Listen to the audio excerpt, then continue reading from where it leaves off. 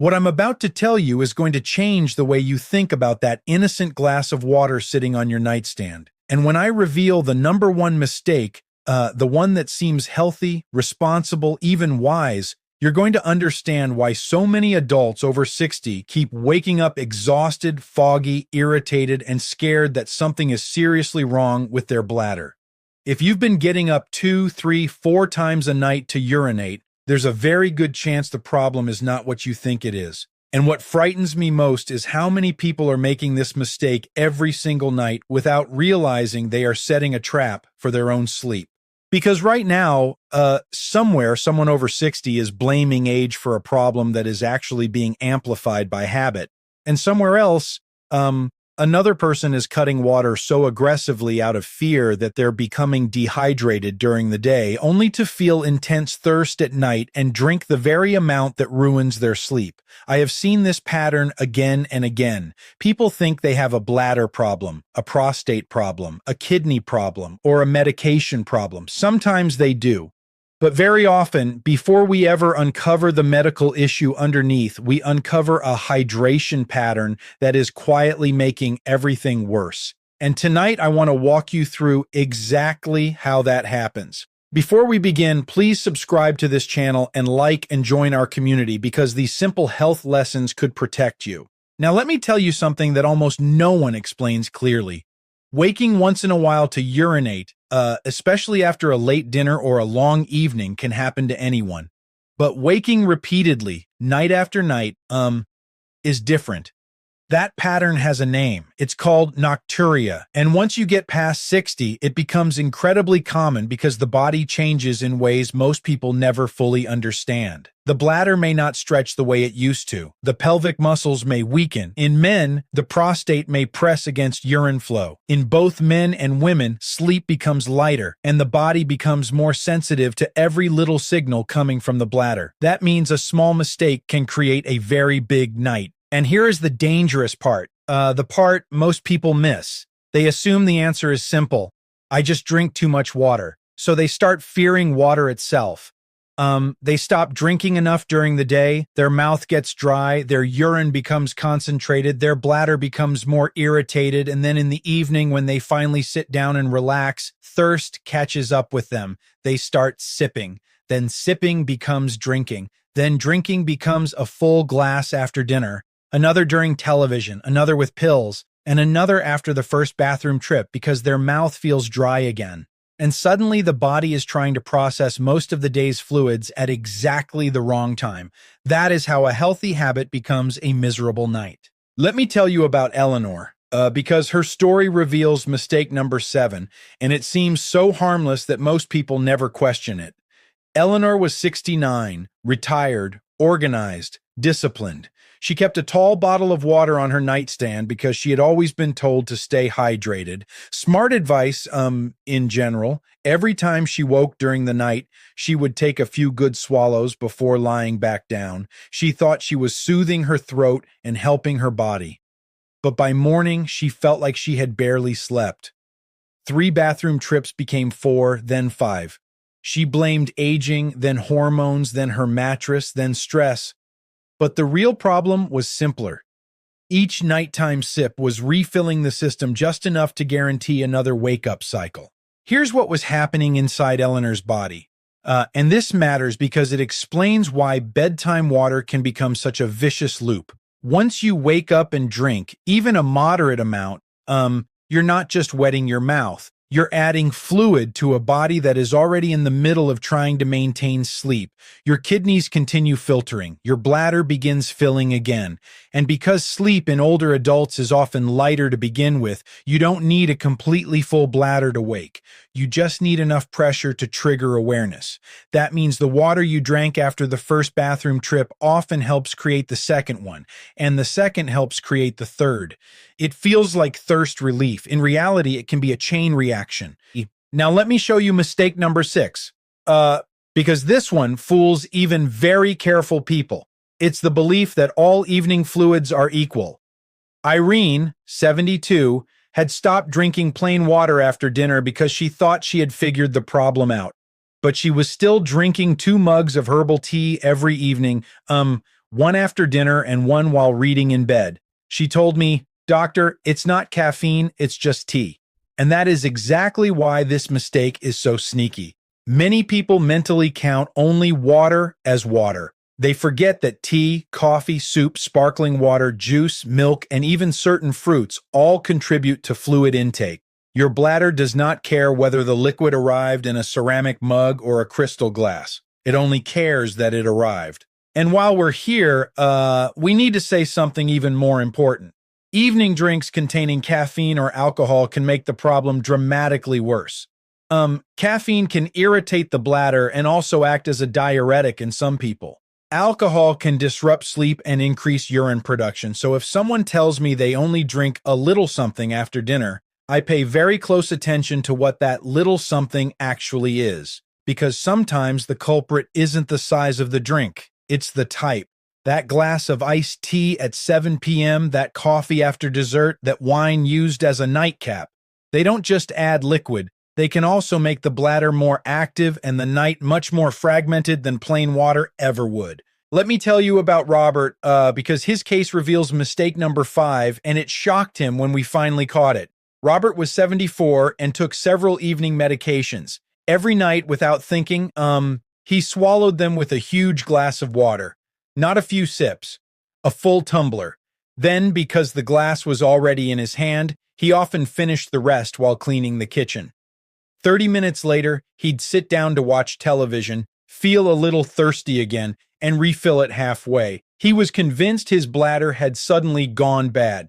But what actually went bad was the ritual. He had built a nightly fluid surge into the last 2 hours before sleep, and he had done it so consistently that it felt invisible to him. And there is another layer to that story, one that matters, especially if you're over 60 and taking blood pressure pills or so-called water pills. Some medications increase urination, and if they're taken too late in the day, the night often pays the price. I'm not telling you to change a medication schedule on your own. Never do that. But I am telling you that timing matters more than most people realize. A perfectly appropriate medicine taken at the wrong time can create a bathroom marathon after midnight. So if you're doing everything right and you're still waking repeatedly, review the medication list with your doctor. The problem may not be the water alone. It may be the combination of late fluids plus a drug schedule that quietly shifts urine production into the hours when you should be asleep. Now, mistake number 4. Is one I want every older adult to hear carefully because it hides behind a very real sensation. Dry mouth. Martha, 71, kept waking at night with a dry tongue and sticky throat. So she did what almost anyone would do. She kept drinking water beside the bed. She thought the dryness proved her body needed more fluid, but when we looked closer, the problem wasn't simple dehydration. She snored heavily, slept with her mouth open, and likely had airway issues contributing to the dryness. So every night she interpreted a mouth symptom as a bladder solution. She drank to relieve a throat problem, then ended up creating a urinary problem. This happens more often than you would believe, and the person suffering usually feels trapped because the cycle seems logical. That's why I want you to remember this, because it may save you months of frustration. Not every sensation of thirst at night means your body needs a large drink.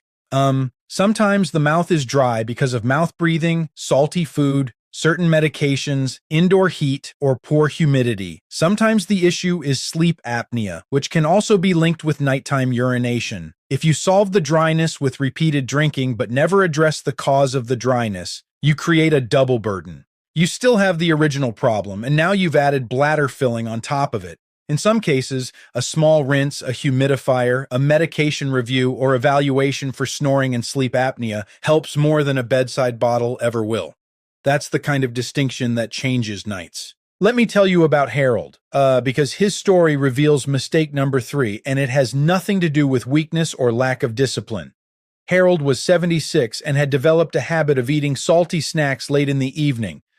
Crackers, cheese, sometimes canned soup, sometimes deli meat while watching television. About an hour later, he would get thirsty, then thirstier, then genuinely uncomfortable. So he drank 2 large glasses of water before bed and another after his first trip to the bathroom. He thought the problem was his bladder, But the problem had begun much earlier, with a dinner and snack pattern that created thirst right when he was trying to wind down. In other words, the water was not the first domino. The evening salt load was. And this matters because so many people try to fix the last step instead of the first one, which never works for long. If your dinner is salty, your mouth is dry, and your body is asking for fluid, sheer willpower usually won't solve the problem. You may force yourself not to drink, but then you'll lie there uncomfortable, thinking about water, taking tiny sips, or getting up frustrated anyway. A much better strategy is to reduce the thirst trigger before night arrives. That means watching the sodium in late meals, being careful with soup, sauces, takeout food, processed meats, and salty snacks, and distributing hydration earlier in the day so the body does not reach evening already behind. Once thirst and timing start working together instead of fighting each other, the night often gets calmer surprisingly fast. Now let me show you mistake number 2. Because this is where many people realize the issue may not be just what they drink, but what their body is doing with fluid after sunset. Gloria was 73 and insisted she barely drank at night, yet she still got up 3 or 4 times. She was not imagining it. By late afternoon, her ankles were puffy. She spent long hours sitting, and by bedtime, that extra fluid was still pooled in her lower legs. Then she would lie flat. As soon as she did, some of that fluid shifted back into circulation. The kidneys saw more fluid to process. The bladder filled overnight, and she blamed the half cup of water she'd had with dinner. That half cup was not the main villain. Gravity and timing were. This is why I tell people something that surprises them, especially if they are convinced they've already solved the drink less part. If you have leg swelling, the body can move that fluid back into the bloodstream when you lie down, which may increase nighttime urine production even if you didn't drink very much in the evening. That does not mean ignore the water issue. It means understand the whole picture. For some people, elevating the legs earlier in the day, walking more, or using compression as advised by a clinician can help shift that fluid before bedtime instead of during sleep. When the body has time to process it before night, the bladder is less likely to handle the entire backlog after midnight. Again, the bathroom trip is often the final chapter, not the first. And now we come to the point where most people expect me to say the obvious, that the number one mistake is simply drinking water before bed. But that's not precise enough. Plenty of people take one small sip before bed and sleep fine. Others drink very little at bedtime and still wake repeatedly. So if I stopped at don't drink late, I'd be telling you a half-truth. And half-truths are dangerous in medicine because they sound complete when they're not. The real issue, the one I see over and over, is not just bedtime water. It's the pattern that creates bedtime water. It's the hidden daytime behavior that practically guarantees an evening flood. And when people finally understand it, their whole relationship with hydration changes almost overnight. Let me tell you about Samuel, because his story reveals the number one mistake more clearly than any lecture ever could. Samuel was 78, proud, independent, and determined not to be one of those people always hunting for a restroom during the day. So he barely drank in the morning, had only a little at lunch, and intentionally kept himself on the dry side whenever he left the house. He thought he was being smart. He thought he was protecting himself from urgency and inconvenience. Then evening came. He relaxed, sat in his favorite chair, and his body finally demanded repayment. He drank one glass with dinner, another while watching television, another with pills, and one more before bed because he felt he had hardly had any water all day. That sentence changed everything. Because there it is, the number one water drinking mistake that keeps so many adults over 60 up at night, backloading your hydration. Drinking too little during the first half of the day, then trying to catch up in the evening. That is the trap. It sounds healthy because the total daily amount may not even seem excessive, but the body does not experience hydration as a daily spreadsheet. It experiences timing. When most of your fluid arrives late, your kidneys and bladder have no choice but to work late. And if your bladder is already more sensitive from aging, prostate enlargement, overactive bladder, pelvic floor weakness, or light sleep, the late surge hits even harder. One person wakes twice. Another wakes 5 times. Same mistake, different intensity, same exhaustion. Now, I want you to understand why this mistake is so powerful, because once you see the mechanism, you'll never forget it. During the day, when you spread fluids out, your body has time to absorb, circulate, and eliminate them while you are upright, active, and already making regular bathroom trips. But when you delay that intake until evening, you compress hours of hydration into the same small window that should be transitioning towards sleep. Your bladder fills during the exact period when you want it quiet. Your sleep becomes lighter after the first trip. Then the next filling wakes you more easily. And because poor sleep increases awareness of bodily sensations, the whole system becomes even more fragile. What should have been one bathroom visit becomes a sequence, and the sequence becomes a habit the brain starts expecting. And here's the cruel irony, the part that breaks people's hearts when they realize it. Many older adults start underdrinking during the day because they are already afraid of accidents, urgency, leakage, or the inconvenience of finding a bathroom. That daytime restriction feels protective, but it often creates more concentrated urine, which can irritate the bladder lining and make urgency worse. Then evening thirst becomes stronger, and the person drinks more when the body is least able to handle it peacefully.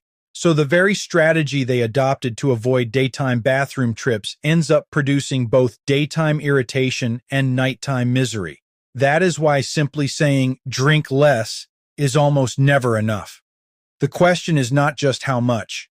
The question is when, and the timing may matter even more than the number. So what should you do instead if you want to reduce nighttime urination without walking around dehydrated, dizzy, or miserable? Here is the pattern I teach most often. Front load your hydration. Drink more of your fluids earlier in the day when your body and your schedule can handle them.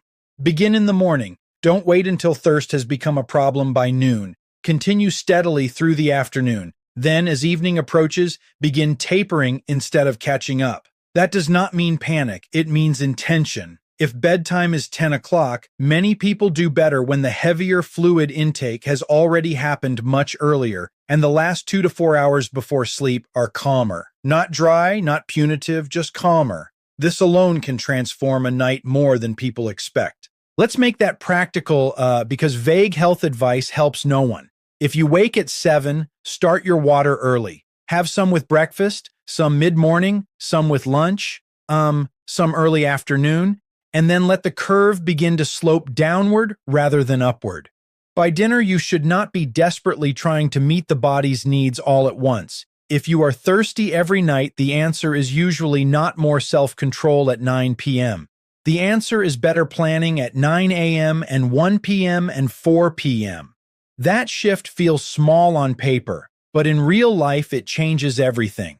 The bladder gets less nighttime pressure, the kidneys are not forced into a late shift, and your sleep stops competing with the very hydration that was supposed to protect your health. But I need to warn you about something, because this is where people overcorrect and make a second mistake. Once they hear limit evening fluids, they become so strict that they stop drinking enough overall. Then they get headaches, constipation, concentrated urine, lightheadedness, and worsening bladder irritation. That is not success. That is a different problem. The goal is not to fear water. The goal is to stop ambushing your bladder with late water. Some people need more fluid than others. Heart disease, kidney disease, medications, heat, exercise, and body size all matter. So the right plan must fit the person. But for many adults over 60, the biggest improvement comes not from drinking dramatically less, but from moving the same hydration burden to a smarter part of the day. There's another group I worry about deeply, and that's people who wake to urinate and then immediately take long drinks every single time because they assume waking equals dehydration. Sometimes it does not. Sometimes waking is caused by the bladder itself, by sleep fragmentation, by snoring, by prostate symptoms, by an overactive bladder, or by a fluid shift issue we talked about earlier. If you automatically drink at each awakening, you can end up feeding a cycle that would otherwise have stopped after one trip. I'm not telling you to ignore severe thirst. I'm telling you to be thoughtful. If the mouth is dry, ask why. If you keep a bottle by the bed, Know whether it's rescuing you or sabotaging you. In many cases, that bedside safety habit quietly becomes a nightly accomplice. Let me tell you about Denise, because her story brings this all together beautifully. Denise was 67 and waking 3 times a night. She thought the answer was to stop drinking after lunch, which only made her miserable by evening. Her mouth was dry, her urine was dark, and she still got up at night. We changed just 3 things. First, she increased fluids earlier in the day. Second, she reduced salty evening snacks. Third, she stopped the reflex of drinking full glasses after dinner just because she felt she should. Within 10 days, her nighttime trips dropped from 3 to 1, not 0, 1. And that's important because realistic improvement often matters more than perfection. 1 trip with easy return to sleep feels very different from 3 trips that leave you shattered in the morning. Now, I need to say something serious, because not every case of nighttime urination is caused by a water timing mistake. Sometimes nocturia is the body waving a flag. It can be linked with an enlarged prostate, overactive bladder, urinary tract infection, diabetes, swelling in the legs, heart problems, sleep apnea, medication effects, or other medical issues. If you are waking repeatedly and the pattern is new, worsening, painful, or associated with blood in the urine, fever, burning, marked urgency, difficulty urinating, or significant lower abdominal discomfort, don't just experiment forever. Get evaluated. If you cannot urinate at all, that is urgent. If you are exhausted despite doing everything right, that also deserves attention. Hydration timing is powerful, but it is not the only piece of the nocturia puzzle. And for the men listening, especially those over 60, don't ignore the possibility that prostate enlargement may be part of the story. A weak stream, hesitating to start, dribbling at the end, feeling like the bladder never fully empties, urgency, frequency, and repeated nighttime urination can all point in that direction. For women, pelvic floor weakness, bladder sensitivity, and incomplete emptying can also be major contributors. In both men and women, aging changes the bladder itself. It may hold less comfortably. It may signal earlier. It may wake you for a volume that once never bothered you. That's why the same late evening drinking pattern hits harder after 60 than it did at 35. The bladder you have now is not the bladder you had then, and your routine must respect that. So let me give you the simple nightly framework, the one I want you to remember after this video ends. First, hydrate intentionally during the morning and afternoon. Do not wait until evening to make up for the whole day. Second, taper fluids in the last 2 to 4 hours before bed instead of flooding the system all at once. Third, watch evening caffeine, alcohol, and salty foods because they can multiply the problem. Fourth, if you have dry mouth at night, ask whether the issue is really thirst or whether it may be mouth breathing, medication, room dryness, or snoring. Fifth, if you have ankle swelling, talk to your doctor about ways to manage fluid shift earlier in the day. And sixth, track patterns. Patterns tell the truth when memory doesn't. That last point matters more than most people realize, because people often say, I don't think I drink that much at night. But when they write it down, the picture changes. 1 glass with dinner, a mug of tea after dinner, water with pills, a few swallows during television, a bedside bottle after the first awakening, maybe another sip at 4 a.m. Suddenly, the not that much turns out to be exactly enough to fragment the whole night. I love logs because they remove guilt and guesswork. No drama, just data. Write down what you drink when you drink it, how often you wake, and whether the nights improve when your fluids move earlier. You do not need perfect math, you need visibility. Once the pattern is visible, the solution often becomes far more obvious. And here's something else I want you to hold on to, especially if you've been frustrated for a long time. Nighttime urination is not always a sign that your body is failing you. Sometimes it is a sign that your body is responding predictably to inputs you were never taught to question. That should make you feel hopeful, not ashamed. If a major part of the problem is timing, then timing can be changed. If dry mouth is misleading you, that can be investigated. If evening salt is driving thirst, that can be adjusted. If medications or prostate symptoms are involved, those can be evaluated. In other words, you are not powerless here. The body may be complicated, but it is not random. Once you understand the mechanism, you stop guessing and start regaining control.